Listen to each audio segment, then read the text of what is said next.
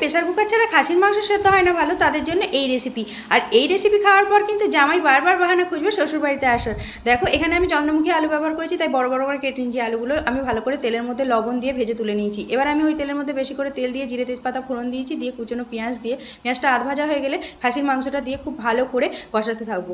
দিয়ে আমি যতক্ষণ পর্যন্ত না কালারটা চেঞ্জ হয় আর ঢাকনা চাপা দিয়ে আবারও একটু কষিয়ে নেবো। তারপরে দেখো 5 মিনিট মতো কষানোর পরে এখানে আমি দিয়ে দিয়েছি পরিমাণ মতো আদা রসুন বাটা, জিরের বাটা আর লঙ্কা, হলুদ, লবণ, ধনের গুঁড়ো সব কিছু দিয়ে মশলা ভালো করে কষিয়ে নেবো। কষিয়ে নেওয়ার পরে এখানে মশলা ধোয়া জলটা দিয়ে আবারও কিন্তু কষাতে হবে খানিকক্ষণ পর্যন্ত।